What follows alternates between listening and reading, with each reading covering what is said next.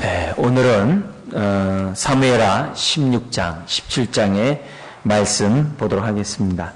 압살롬의 반역으로 이제 다윗이 이제 도망가게 되고 이제 요단강을 이제 건너게 되죠. 이제 그런 와중에서 다윗은 모든 것들을 하나님께 맡기고 또 그 상황 속에서 하나님의 뜻이 무엇이며 또 하나님의 인도가 어떤 것인지를 이렇게 맡기는 이런 다윗을 이제 보게 됩니다. 그래서 이런 다윗의 위기를 만나서 대처하는 그런 모습을 보면서 우리도 어려운 일, 또 위기를 만났을 때 다윗처럼 행동을 하는 저와 여러분들이 되었으면 좋겠습니다. 그리고 그런 위기를 만날 때마다 하나님이 어떻게 도와주시는지, 이 다윗의 그러한 도와주시는 하나님의 손길들을 보면서 우리의 삶 속에서 한번 찾아보는 거죠.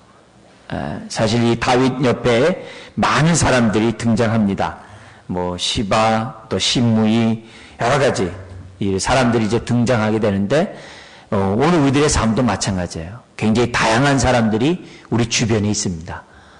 그랬을 때 어떤 사람은 시바 같은 사람도 있을 것이고, 어떤 사람은 심무이 같은 사람도 있을 것이고, 어떤 사람은 후세 같은 사람도 있을 것이고, 다양한 사람들이 있을 겁니다.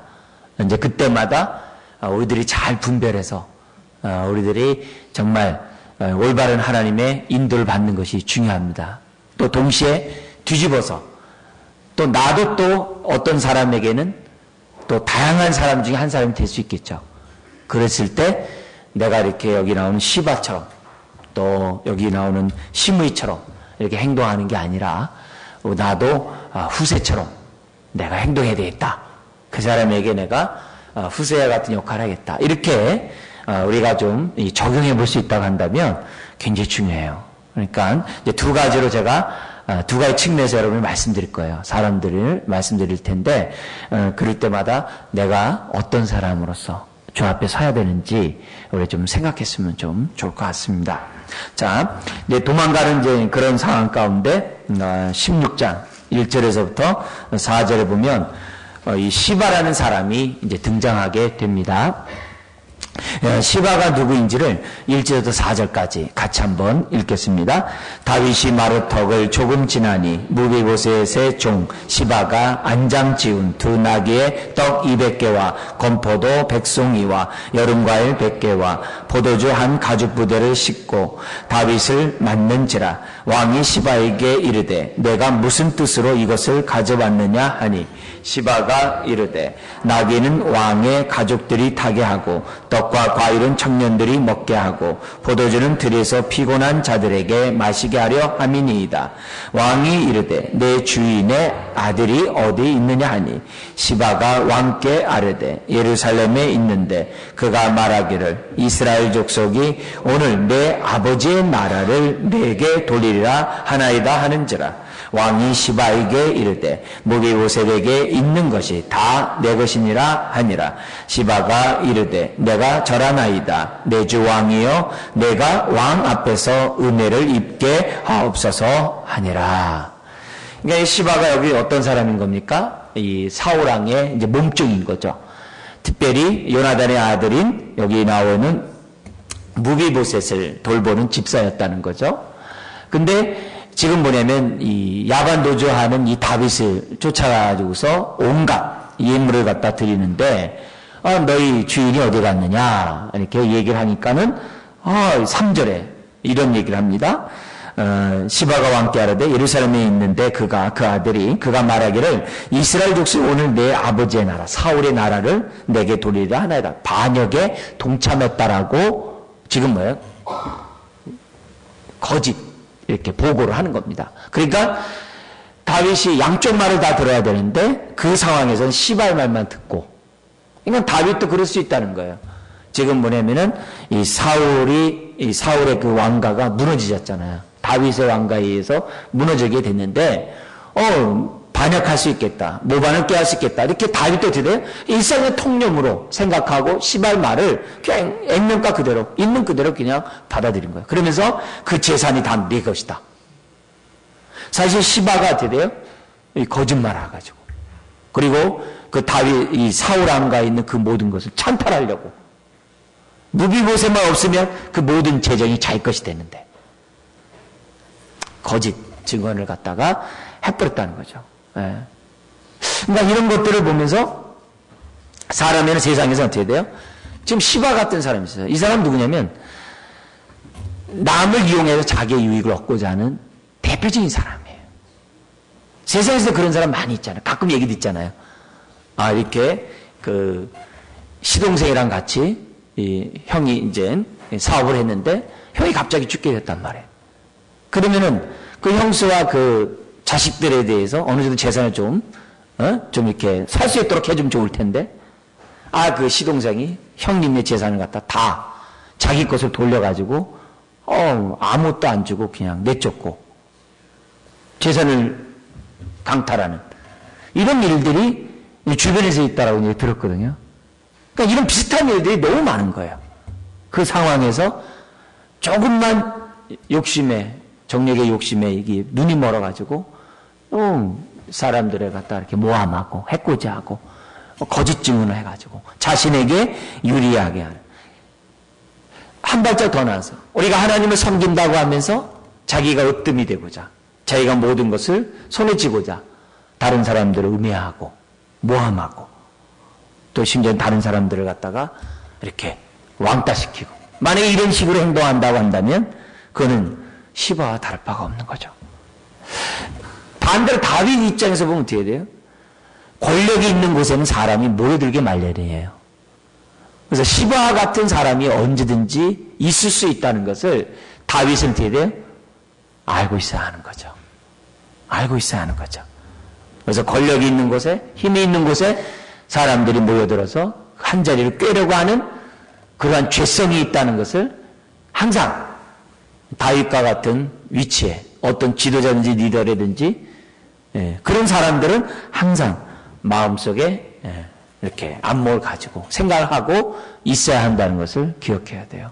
우리는 자기를 위하는 말에 대해서 귀가 이렇게 쫑긋하고 자기를 위하는 그런 말에 너무 이렇게 속아 넘어가는 경우들이 많이 있습니다. 그래서 다윗이 비록 하나님의 종이고 많은 시편을 이렇게 짓고 정말 하나님의 마음을 헤아리는 사람이었음에도 불구하고 그런 위기 때 아주 그 찰나의 그 순간에 시바와 같이 치고 들어왔을 때 아주 속수무책으로 당하는, 나중에는 이제 이 부분이 이제 해결이 됩니다. 무비보셋이 왜냐면 날 때 도망가가지고 다쳐가지고 다리를 저는 아들이 아닙니까? 그러니까 뭐랄까요, 모반을 할 수 있는 그런 상황도 아니고 또 이렇게 지금 급히 도망가는 그 다윗을 쫓아서 마주 나올 수 있는 상황도 아니거든요. 근데 그때 자기가 이렇게 찬탈하려고 하는 이런 모습들이 있다는 것을 우리들이 이제 생각해야 돼요. 그래서 한 책을 보니까는 유대인들이 유럽에서 졸지에 아주 그 죽임을 당하고 재산을 다 뺏겼는데 그게 뺏기게 된 이유는 굉장히 간단하대요. 독일 정부가 뭐냐면 차지하는 게 임자다 이렇게 했대요. 차지하는 게 임자다. 그러니까 이제 같은 이웃인데도 속독질을 잘하는 거죠. 유대인이라는 것은 이웃인데도 같이 잘하는데도 그걸 자기가 찬탈하기 위해서, 내가 안 하면 남들이 하니까 찬탈하기 위해서 그것을 빼앗고 그러기 위해서 또 자기가 얻기 위해서 고자질해서 유대인들을 갖다가 죽게 만드는, 이게 유럽에서 있었던 일들이에요. 불과 얼마 전에. 사람은 그만큼 아주 어떤 기회를 통해서 한 몫을 잡아보려고 하는 죄성이 있다는 것을 우리들에게 이제 보여줘요. 그래서 시바같이 돼서도 안 되고 다윗같이 분별이 없어도 안 되는 것을 보입니다. 동시에 5절에서 또 14절에 시므이라는 사람이 또 등장을 해요. 이 사람은 베냐민 지파 사람, 사울 계통의 지파죠. 그러니까 사울의 이제 친족입니다. 이 시므이가 나타나가지고서 저주를 해요. 다윗에 대해서 이제 오해를 한 거죠. 오해를 해가지고서 다윗을 갖다 저주를 하는데, 어떻게 이제 저주를 하냐면은 막 이제 다윗의 돌을 던지면서 7절 같이 한번 읽어볼까요? 시므이가 저주하는 가운데 이와 같이 말하니라. 피를 흘린 자여 사악한 자여 가거라 가거라. 그러니까 꼴 좋다 이거죠. 네가 사울 왕가를 멸망시키더니 너도 그렇게 됐구나 하면서 마치 하나님이 그렇게 한 것처럼 의기양양 해가지고 다윗을 저주하면서 가거라 가거라 가거라. 예. 그러니까 자기 편에서 입장에서 보면 사울 왕 쪽에서 보면 다윗이 나쁜 사람이죠.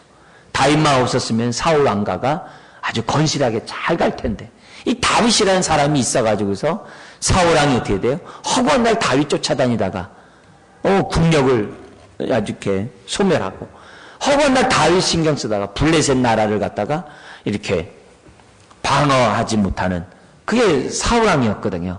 이런 사실을 같은 친족이었던 이 시므이가 아는 거예요. 다윗만 없었으면 사울 왕이 아주 이렇게 그 후손이 든든하게 왕이 될 텐데 이 다윗이라는 이 친구가 나타나가지고서 자기 가문이 졸제 망하는 걸 보니 이 시므이 입장에서 보면 마음 아픈 거죠. 그럴 수 있죠. 인간의 입장에서 볼 때는. 그러나 이 배후에는 하나님이 하신 거였거든요. 그러니까 이 시므이는 하나님을 볼 수 있는 안목이 없었던 거예요. 하나님을 볼 수가 없었대요. 그래서 오히려 이 다윗에 대해서 오해한 나머지, 사실 오해했다기보다 그렇게 아는 거죠. 이 시므이 입장에서는. 왜? 모든 걸 다 뺏어갔으니까. 왕권을 뺏어갔는데 뭐. 그러니까 그 다윗에 대해서 이제 저주하고 또 저주를 합니다. 근데 여기에 대해서 이 다윗의 자세가 뭐냐 이게. 우리 한 구절만 더 보고 한번 볼까요? 8절 같이 읽을까요? 사울의 족속의 모든 피를 여호와께서 내게로 돌리셨도다. 그를 이어서 내가 왕이 되었으나 여호와께서 나라를 내 아들 압살롬의 손에 넘기셨도다. 보라, 너는 피 흘린 자이므로 화를 자초하였느니라 하는지라. 그러니까 다윗이 쫓겨나는 그것을 하나님의 심판으로 봤다는 거예요. 말은 그렇듯하죠. 그렇듯하죠. 그렇지만 여러분이 잘 알다시피 그게 이 사람이 얘기하는 것 같은 그런 건 아니잖아요.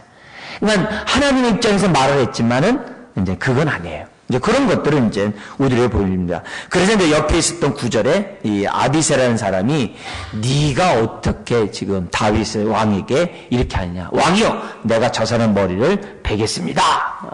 어찌 저 사람이 이렇게 저주하도록 내버려둡니까? 그러니까 다윗의 이 한 말이 참 이 신앙을 갖고 있는 사람의 본을 보여요.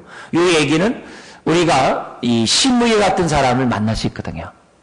그냥 막 삿대질하고 저주하고 막 그런 일을 만날 수 있거든요. 그때 우리가 어떻게 돼? 뒤받아쳐야 되는가?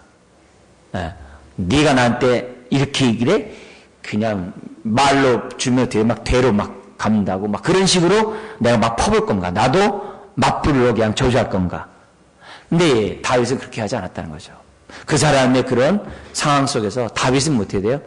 자숙하고 겸손하게 그 모든 것들을 받아들이는데 뭐라고 받아들이냐면 11절, 12절 같이 한번 읽겠습니다. 또 다윗이 아비새와 모든 신하들에게 이르되 내 몸에서 난 아들도 내 생명을 해하려 하거든 하물며 이 베냐민 사람이랴. 여호와께서 그에게 명령하신 것이니 그가 저주하게 버려두라. 혹시 여호와께서 나의 원통함을 감찰하시니 오늘 그 저주 때문에 여호와께서 선으로 내게 갚아주시리라 하고. 그러니까 그런 상황 가운데 다윗은 어떻게 돼요? 하나님께 모든 걸 맡기고 원수 갚는 것이 주께 있다 해서 오히려 뭐라 그래요? 성경에서는 로마서 같은 데서는 악을 선으로 갚으라 그러잖아요. 그래서 악에게 지지 말 것을 성경은 얘기하거든요. 쉽지 않거든요. 그렇지만 우리가 내 이웃을 내 몸과 같이 사랑하라고 한 그 말씀 앞에 그 원수도 있는 거거든요. 시므이가 있는 거거든요. 그러니까 시므이와 같은 사람들에게 다윗은 어떻게 돼요? 발끈 화를 내고 자기가 갖고 있는 권력을 가지고 죽여라. 얼마든지 할 수 있음에도 불구하고 오히려 그것을 갖다가 있는 그대로 받아들여요. 이건 쉽지 않거든요. 다윗이 의욕이 없어서가 아니라 지금 뭐냐면 자기가 당한 이런 어려운 일들을 자기가 어떻게 돼요? 달게 받는 거죠. 자기는 자기가 달게 받는 거예요. 왜냐면은 밧세바를 통해서 그의 남편 우리아도 죽이고 다 여기 죄를 범한 그런 일이 있었잖아요. 거기에 대해서 하나님이 거기에 대한 대가를 요구한다라고 하나님이 하셨기 때문에 다윗이 뭐냐면 이런 어려운 일들에 대해서 자기는 뭐냐면 달게 받는 거예요. 달게 받는 거예요. 그렇지만 한편으로 원통함이 있는 거예요. 원통함이 있는 거예요. 그래서 하나님이 내버려둬라. 나의 원통함을 감찰하시니. 그러니까 우리의 중심을 보시는 그 하나님 앞에 모든 것들을 맡겨버리는 이런 다윗의 모습. 여러분, 이게 이제 쉽지 않죠. 그래서 우리가 이제 시므이 같이 함부로 남에게 대해서 저주하는 것들을 저와 여러분들이 금해야 되겠죠. 왜냐면 한 입에서 축복과 저주가 나오면 안 된다 그랬잖아요. 그래서 저주하는 일은 멈춰야 되겠죠. 동시에 이제 다윗 입장에서 우리가 한번 생각해 본다면 나에게 저주하는 사람에 대해서 좋아할 사람 어디 있어요? 나에게 화를 내고 분노하는 사람에 대해서 기분 좋은 사람 어디 있어요? 다 나쁘죠. 나도 뒤받지 않고 싶은 사람이 어디 있겠어요? 다 뒤받고 싶죠. 그렇지만 이제 그때 오늘 이 다윗이 한 이 모습을 한번 우리가 생각해 보는 거죠. 그래서 남에게 대해서 화를 내고 싶을 때 하나님 여기 다윗이 행동했던 이 마음을 나도 알게 해주세요. 하나님께서 나의 원통함을 감찰하시니 하나님 내가 이 선으로 악을 이기게 해주세요. 선으로 나의 분노를 이기게 해주세요. 선으로 내가 하는 이런 것들을 내가 절제할 수 있도록 도와주세요. 그래서 내가 내 한 입에서는 축복과 저주가 나오지 않도록 하나님 도와주세요. 하나님 내가 하나님의 뜻만을 할 수 있도록 하면서 다윗이 모든 것들을 이렇게 맡기는 이런 자세를 오늘 또 우리가 배워야 되는 거죠. 아까 이제 시바의 말에 상급과 결정을 내린 것은 조심해야 되지만 다윗의 이런 태도들은 굉장히 조심하고 우리들이 이제 본받아야 된다는 것을 우리들에게 가르쳐. 이게 이제 영성이죠. 이게 영성이에요. 이게 성령 충만한 사람이죠. 그런 순간에 내가 화내지 않고 그런 순간에 내가 내 권력을 나를 위해 쓰지 않고 그 순간에 하나님 앞에 맡기는 이런 모습들. 사실 상대방에 대해서 나도 똑같이 화를 내는 건 뭐예요? 내가 틀리지 않았다. 나도 의롭다. 나 잘못한 거 없다라는 표현이거든요. 근데 자기의 의로움을 주장하지 않고 하나님 앞에 원통함을 맡기는 이런 자세들을 저나 여러분들이 가져야 한다는 거죠. 그래서 내가 권력이 있을 때, 힘이 있을 때 나에게 화를 내는 자에게 그걸 막 사용하는 게 아니라 오히려 그런 것들을 절제하는 이런 다윗의 태도는 오늘 대인관계에 있어서 우리들이 배워야 될 자세예요. 그렇다고 저한테 막 화내지 마세요. 그러니까 그렇게 얼굴에 참을 수 있는 그런 마음이 넓지 못해요. 그러니까 항상 사람들에 대해서 이렇게 좀 이렇게 뭔가 마음을 다스릴 수 있는 사람들이 좀 필요한 거죠. 자, 그다음에 후세라는 인물이 등장하죠. 이 후세라는 사람은 다윗의 친구예요. 그래서 이 다윗을 살리기 위해서 위장으로 압살롬 편으로 들어갑니다. 그리고 압살롬도 알아요. 이 후세가 다윗의 친한 친구라는 것을. 그래서 압살롬이 왜 아버지를 따라가지 않았냐?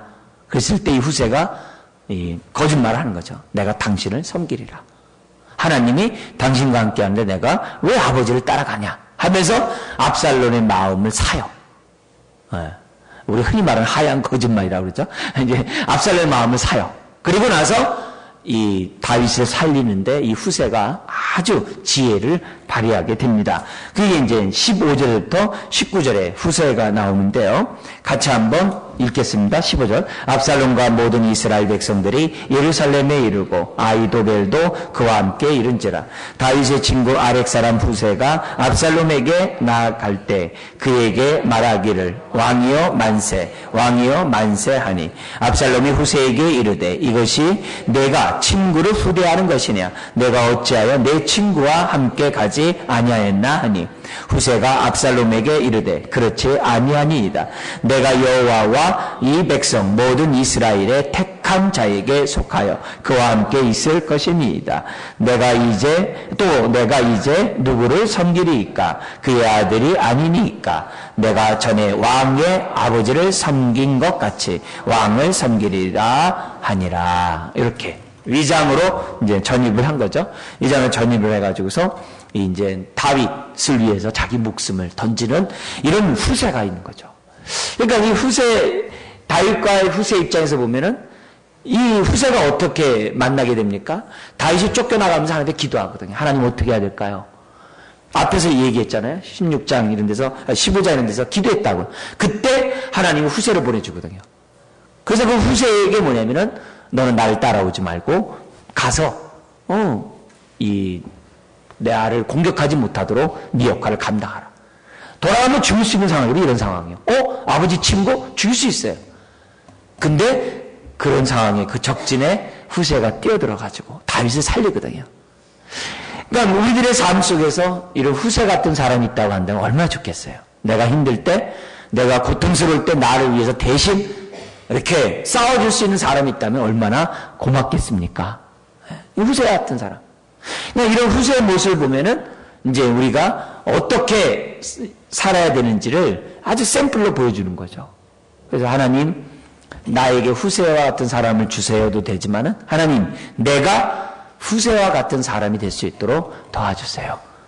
그래서 하나님의 뜻 가운데 살고자 하고 하나님의 사람을 위해서 내가 이렇게 도와줄 수 있는 그런 후세와 같은 사람 하나님 되게 해주세요. 그래서 어려운 사람을 돌봐주고 어려운 사람을 도와주는 이런 후세와 같은 사람이 오늘 우리들에게 무엇보다 필요한 거죠. 은사 가운데 여러분들이 이런 은사를 놓고 기도해야 돼요. 로마서 12장에 있는 것처럼 섬기는 은사, 남에 대해서 이렇게 배려하는 이런 은사를 놓고 기도해야 돼요. 하나님, 이런 은사를 주십시오. 이런 은사를, 이런 배려하고 섬기는 이런 은사가 우리들에게 있을 때 이제 교회가 또 성도들이 세워져 가는 거 아니겠습니까? 그래서 다 입이 되려고 해서는 안 되겠죠. 뭐 가르치는 이런 쪽만 되는 게 아니라 손발도 필요하거든요.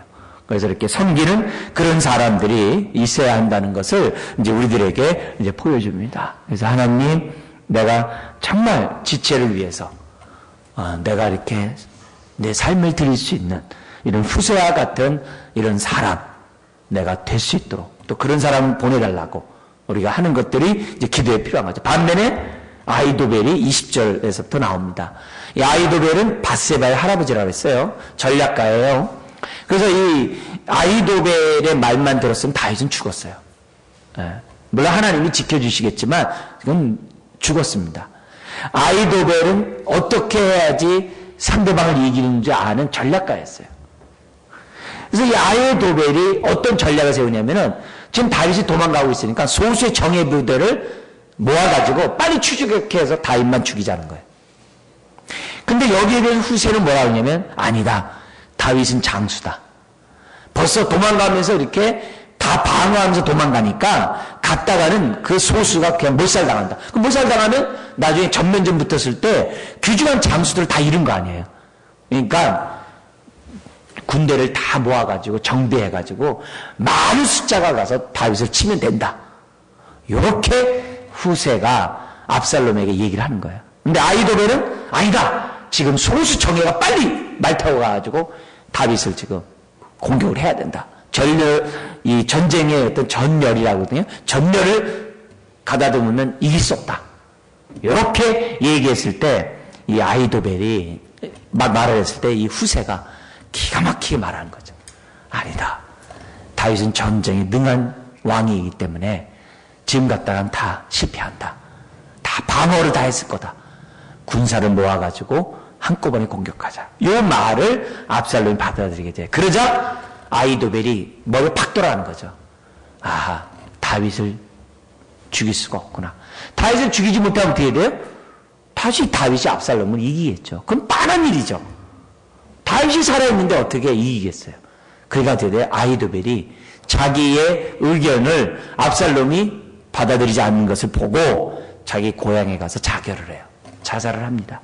네. 이제 그런 일들이 우리들에게 이제 나오게 되는데요.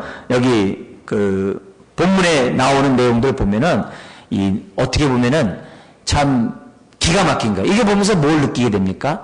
하나님이 이렇게 지혜로운 이 아히도벨의 아주 어떻게 보면 이 세상의 어떤 지혜로운 이 사람의 지혜도 꺾어버리시는 그런 하나님이신 것을 우리들에게 보여줘요. 그러니까 상대방이 아히도벨과 같이 너무 지혜로운 사람들, 능력 있는 사람이 많다고 해서 겁낼 필요 없어요. 내가 하나님 앞에 이렇게 잘 서 있으면은 하나님이 그 인생을 지켜주신다는 거예요. 그래서 아무리 아히도벨 같은 사람이 주변에 많아도 맡기자는 거예요. 하나님이 그 지혜를 꺾어버릴 거다. 언젠가 누군가를 후세와 같은 사람을 보내서 엉뚱한 것들을 갖다가 채택하게 해서 나를 갖다가 해하지 못하도록 할 것이다. 이런 얘기가 지금 뭐냐면 이 본문에서 나오는 것을 보게 돼요. 그러니까 오늘 두 가지를 보는 거예요. 후세에도 지혜로운 자고 아히도벨도 지혜로운 자예요. 자, 그런데 똑같은 지혜로운 자인데 아히도벨은 악을 행하는데 지혜로웠어요. 그러나 후세는 선을 행하는데 지혜로웠어요. 세상에 머리 좋고 똑똑한 사람은 많아요. 굉장히 많습니다. 네, 많아요.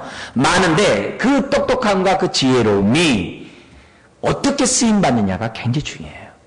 그래서 이걸 놓고서 우리가 뭘 놓고 무슨 기도해야 되냐면 하나님 내 지혜가 선을 위하는데 사용되게 해주세요. 이렇게 기도해야 돼요. 악을 행하는 데가 아니라 선을 행하는데 내 지혜를, 내 경험을 내가 쓰임받게 해주세요. 하나님 우리 교회에서 내가 받은 바 이 은혜가 내가 주님을 아는 이 지식이 사람을 세우는데 사용되게 해주세요. 사람을 무너뜨리는 게 아니라 사람을 세우는데 내 이 받은 이 지식이 사용되게 해달라고 우리가 기도해야 되는 거죠. 그래서 하나님 아히도벨 같은 자 되지 않도록 도와주십시오. 그래서 후세는 어떻게 하든지 간에 자기의 지혜가 선하게 쓰임받기를 원하는 이런 자세를 놓고 기도해야 되는 거죠. 하나님 도와주세요. 그러면서 우리 17장으로 넘어가가지고서 아까 했던 그 정예 부대의 얘기가 1절에서부터 4절입니다. 그죠? 1절부터 4절인데, 압살롬이 아히도벨의 말을 듣지 않고 후세의 말을 듣는 거죠. 그래서 5절 같이 한번 읽어볼까요? 압살롬이 이르되 아렉 사람 후세도 부르라. 우리가 이제 그의 말도 듣고자 하니라. 이렇게 돼 있어요. 이 말에 대해서 이제 이해가 되는 거죠. 하나님이 이제 개입을 한 거죠. 그때 그냥 아히도벨만 말 듣고 그냥 공격해버리면 끝났을 텐데, 그때 갑자기 하나님이 압살롬의 마음에 딱 움직여서 후세 말도 들어라. 이렇게 그러니까 후세를 부르는 거예요. 그러다 이제 6절. 자, 한 번 더 읽어볼까요? 후세가 압살롬에게 이르되 압살롬이 그에게 말하여 이르되 아히도벨이 이러이러하게 말하니 우리가 그 말대로 행하랴. 그렇지 아니하거든 너는 말하라 하니. 그죠? 그죠? 그러니까 이제 7절에 후세가 그거 좋지 않다. 그리고 8절에 당신의 아버지 다윗은 전쟁에 익숙하다. 익숙하다. 그리고 백성들과 함께 있는 게 아니라 어디 따로 들어가서 숨어 있다. 그래서 9절 지금 그가 어느 굴이나 어느 곳에 숨어 있으리니 혹 무리 중 몇이 먼저 엎드러지면 그 소문을 듣는 자가 말하기를 압살롬을 따르는 자 가운데 패함을 당하였다 할지라. 그래서 10절 같이 읽어볼까요? 비록 그가 사자 같은 마음을 가진 용사의 아들일지라도 낙심하리니 이는 이스라엘 무리가 왕의 아버지는 영웅이요 그의 추종자들도 용사인 줄 알미니라. 얼마나 진짜 기가 막힙니까? 그러니까 이 말을 딱 해놓고 후세가 어떻게 얘기하냐면은 우리 도망갈 때 우리 제사장들을 미리 법궤를 가지고 돌려보냈잖아요. 그러면서 무슨 일이 있으면 그렇게 전령 이렇게 소식을 전해가지고 다윗에게 소식을 전하도록 연결고리를 다 만들어놨잖아요. 이렇게 딱 후세가 압살롬에게 얘기한 다음에 지금 뭐예요? 이런 상황을 다윗에게 빨리 얘기해줘야 되거든요. 그러니까 그런 전달, 갖다 전령이라고 그래요. 전령의 역할을 갖다가 이 후세가 이제 하게 됩니다.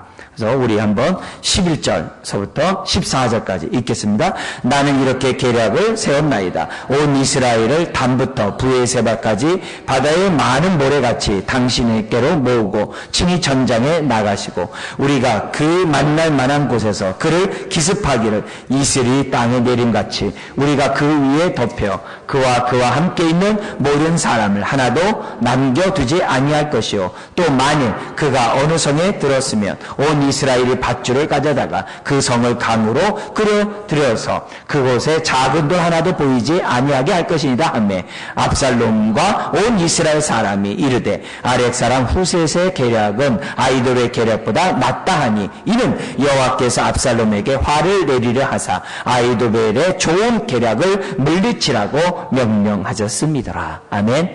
그러니까 이 배후에 있다는 거죠. 그러니까 이걸 우리가 믿어야 돼요. 이걸 다윗은 믿었어요. 그래서 모든 걸 맡겼어요. 근데 이걸 못 믿으면 어떻게 돼요? 이제 우리가 막 우왕좌왕하는 거죠. 불안하고 두렵고 막 맞받아치고 막 우리도 저주하고 그냥 우왕좌왕하고 안절부절하고 막 불안하고 두렵고 막 염려와 근심 가운데 잠 못 자는 거죠. 근데 모든 배후에 하나님이 계시다는 사실을 지금 하나님 우리들에게 보여주는 거예요. 그러니까 우리들의 삶 속에서도 어려운 일이 있고 뭐 할 때마다 배후에서 인도하신 하나님, 그 하나님이 나의 목자이라는 사실을 자꾸 믿고 우리가 마음이 두 마음을 갖지 않도록 흔들리지 않도록 저와 여러분들이 해야 한다는 것을 성경 우리들에게 가르쳐 줍니다. 그리고 나서 아까 했던 아이도벨은 자살하고 이 소식을 빨리 지금 전령을 통해서 알려져요. 중간에 이제 막 그 전령이 또 발각돼 가지고서 막 도망가는 이런 상황이 있어요. 이제 그런 가운데서도 하나님이 그 전령을 갖다 이렇게 감춰주는, 이렇게 또 하나님의 돌보시는 손길들이 계속해서 이제 나타나는 것이 이제 17장까지에 나온 얘기입니다. 그래서 마지막으로 우리 하나만 더 보도록 할게요. 27절에서부터 29절인데요. 같이 한번 읽겠습니다. 다윗이 마하나임에 이르렀을 때 암몬 족속에게 속한 라빠 사람 나스의 아들 소비와 로데발 사람 암미엘의 아들 마길과 로글림 길라 사람 바르실레가 침상과 대야와 질그릇과 밀과 보리와 밀가루와 볶은 곡식과 콩과 팥과 볶은 녹두와 꿀과 버터와 양과 치즈를 가져다가 다윗과 그와 함께한 백성에게 먹게 하였으니 이는 그들 생각에 백성이 들에서 시장하고 고나고 목마르겠다 함이더라. 이 사람들 누구예요? 암몬 사람이에요. 그러니까 이 암몬 사람들이 다윗에게 와가지고 어떻게 돼요? 피난 온 사람에게 극진히 대접했다는 거예요. 그러면서 여기 특별한 인물들이 나와요. 소비, 마길, 바르실레. 이 사람은 나중에 어떻게 돼요? 다윗이 자기에게 베풀어진 그 은혜에 꼭 갚아줍니다. 그래서 바르실레 그 아들을 데려다가 잘 대접하는 이런 일까지 이제 나중에 이제 다윗이 하는데, 중요한 건 뭐냐면 쫓기는 피난 온 이 다윗에게 대해서 이 사람들이 암몬 사람이 은혜를 베풀었다는 거예요. 왜냐하면 과거에 오래전서부터 다윗과 암몬과의 그 관계는 참 좋았어요. 굉장히 좋았어요. 그래서 하나님은 이 소비와 마길과 바르실레 같은 사람을 예비하셔가지고 하나님의 종인 다윗과 그 백성에게 은혜를 베푸시는 그런 하나님의 모습을 우리들에게 이제 보여주고 있습니다. 그렇기 때문에 이런 말씀을 이렇게 보면서 하나님 앞에 이제 기도해 보는 거죠. 이제 우리는 이런 말을 다른 말로 이런 얘기를 해요. 까마귀라고 그래요. 우리가 힘들고 어려울 때마다 이 까마귀를 통해서 이 음식을 공급했듯이 지금 뭐냐면 하나님께서는 어떻게 돼요? 이런 사람, 암몬 사람을 통해서 다윗과 그의 식솔들을 갖다가 군사들을 갖다가 이렇게 돌봐주도록 하나님이 도와주시는 이 손길이 본문에 있어요. 이 얘기는 오늘 우리가 어떻게 돼요? 다윗의 일생을 보면서 우리가 배워야 돼요. 특별히 하나님, 여기 하나님의 선한 손길이 다윗에게 함께했던 것을 압니다. 하나님, 나에게도 이런 선한 손길이 있게 해주십시오. 내가 지금 피난 온 사람처럼 지치고 또 피난 온 사람처럼 아무것도 할 능력이 없고 피난 온 사람처럼 뭔가 마음이 다 찢긴 그런 피곤한 그런 상황에 있습니다. 그러나 다윗을 도왔던 그 하나님의 손길이 오늘도 여전히 있는 것을 믿습니다. 하나님, 나에게 소비와 마길과 바르실레 같은 사람을 붙여주세요. 물론 이제 후세 같은 사람도 붙여준 거 좋죠. 그래서 실제적으로 나에게 물질을 공급해주는 이런 사람들을 하나님 나에게 주세요. 왜? 여전히 하나님은 역사니까. 까마귀 역사가 있으니까 이걸 놓고서 저 여러분들이 이제 기도하는 것이 굉장히 필요해요. 반면에 뒤집으면 어떻게 돼요? 또 반대로 여기 소비와 마길과 바르실레처럼 어려운 사람들에 대해서 우리가 관심을 갖고 힘든 사람에 대해서 우리가 도와주는 그런 마음들을 저와 여러분들이 이렇게 갖는 그런 아주 선한 마음을 갖는 것이 오늘 우리들에게 이제 필요하다는 것을 봅니다. 그러니까 다윗을 하나님이 드디어 자국민만이 아니라 이방 나라 사람들까지 동원해가지고 하나님의 백성을 도울 수 있도록 해주는 이 사건은 굉장히 중요해요. 우리 그 동료 목회자의 그 교회가 이 조선족 우리 그 사람들 그 목회하는 친구가 있어요. 근데 거기 얘기하는데 보면 신기하대요. 그건데 의료보험 이런 것들이 안 됐는데 많이 아프잖아요. 수술도 하게 되고 어려운 일이 많이 있잖아요. 그런데 신기하대요. 자기 성도들 이렇게 보면은 그 수술을 무료로 이렇게 받을 수 있도록 하나님이 이렇게 길을 열어주신대요. 참 목회를 하면서 참 선한 손길들이 많다는 것을 많이 이렇게 중국 우리 그 조선족 그 사람들 그 모습을 보면서 배운다는 거예요. 그러니까 그런 손길, 그러니까 그 사람들은 여기 나오는 이런 사람들의 손길을 삶에서 경험하는 거죠. 그래서 큰 수술을 2번씩이나 위암과 연관해서 2번씩이나 이 수술을 이제 재발되는 가운데 받는 그런 예의를 간증을 하더라고요. 그것도 뭐냐면 불법 치료라고 그러죠. 이제 10년 동안 이제 불법 치료하는 그런 가운데 있는 사람인데 그런 혜택을 봐가지고 그의 후손들이 아주 막 너무 감사해가지고서 이렇게 중국에서 고마움 표현을 한다고 얘기를 하더라고요. 그러니까 어쨌든 오늘날에도 하나님께서는 이렇게 정말 그런 준비된 사람들을 통해 가지고서 실제적인 공급들을 하는 것을 이제 보게 돼요. 결론적으로 한 말씀만 더 드린다고 한다면 여러분 거기 29절 말씀 보세요. 이들이 다윗과 그 함께한 사람을 돕는 그 마음밭이 기록되어 있어요. 29절 끝에 이는 같이 한번 읽어볼까요? 이는 그들 생각에 백성이 들에서 시장하고 고나고 목마르겠다 함이더라. 여기 뭐예요?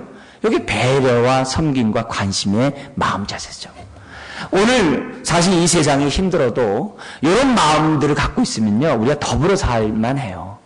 아무리 우리의 삶이 정말 힘들고 어려워도 우리가 내 주변에 있는 사람이 이렇게 배려할 수 있는 마음만 있으면 우리가 이 험한 세월 다 헤쳐나갈 수 있습니다. 네, 헤쳐나갈 수 있어요. 그렇기 때문에 너무 내 삶이 힘들다고 자포하지 마세요. 자포자기하지 마세요. 하나님이 도와주세요. 그리고 또 내가 또 어떻게 해야 돼요? 나도 이런 사람이 될 수 있도록 이렇게 하나님 도와주세요. 그래서 나도 어려운 적이 있었던 것을 기억하고 어려운 사람들을 볼 수 있도록 하나님 도와주세요. 주님이 그랬잖아요. 대접받고 싶은 대로 남을 대접하라. 인정받고 싶은 대로 남을 갖다 먼저 인정하는 거죠. 사랑받고 싶은 대로 먼저 사랑하는 거죠. 공급받고 싶은 대로 내가 먼저 공급을 해야죠. 그죠? 그러니까 내가 힘들기 때문에 날 도와주세요만 하지 말고 그럴 때마다 생각하는 거죠. 아하, 내가 이렇게 힘드니까 너무 힘들구나. 그럼 내가 좀 살만했을 때 힘든 사람의 소리를 왜 못 들었는가? 그걸 좀 생각해 보고서 하나님이 어떻게 돼요? 탄식 소리를 들을 수 있는 귀를 하여금 갖게 해주세요. 그렇게 기도하면 하나님 얼마나 기뻐하겠어요. 그잖아요. 네가 어려운 일을 겪어보니까 어려운 사람 마음을 아는구나. 참 잘했다. 내가 너를 복주리라. 앞으로 어려운 사람의 소리를 들으렴. 그잖아요. 그것이 이제 하나님이 오늘 이런 17장의 이런 말씀을 통해서 우리에게 이제 들려주고 있다는 겁니다. 그렇기 때문에 이런 말씀을 보면서 하나님, 내가 주님의 마음을 품는 자가 되게 해주세요. 되게 해주세요. 하나님만 바라봅니다. 우리의 모든 것을 공급하시는 목자인 주님만 바라봅니다. 도와주세요. 할렐루야. 우리 그렇게 더불어 잘 도와주며 살기를 주님 부탁드립니다. 기도하겠습니다. 하나님 아버지, 주변 사람들에게 무덤덤하고 형편을 헤아리지 않는 태도를 버리게 하여 주옵소서. 우리 주변에 많은 사람들이 있는 것을 보게 됩니다. 시바 같은 사람, 시므이 같은 사람, 후세 같은 사람, 여기 바르실레와 같은 사람, 많은 사람들이 있습니다. 아버지 하나님, 내가 어떤 사람이 되어야 할지 이 시간에 아야싸우니 그대로 살 수 있도록 우리의 마음과 생각을 주장하여 주옵소서. 머리 숙인 주의 자녀들, 다윗과 같은 어려운 가운데 있다 할지라도 돌보신 하나님의 손길을 믿고 아버지 하나님 흔들리지 않게 해주시고 아버지 하나님 공급하시는 하나님의 은혜를 우리가 물질적으로도 공급받도록 은혜 베풀어 주시옵소서. 포기하지 않게 하시고 아버지 낙심하지 않게 하시고 영역을 주께 맡기되 감사함으로 아뢰므로 하나님의 평강이 그 우리들의 마음을 지배할 수 있도록 은혜 허락하여 주옵소서. 예수님의 이름으로 기도드리옵나이다. 아멘. 네, 우리 주어진 말씀 놓고 한번 기도해보죠. 우리 하나님, 내가 어떤 사람이 될 것인지. 그죠? 우리 한번 다 같이 우리 한 1, 2분 기도하겠습니다. 아버지 하나님,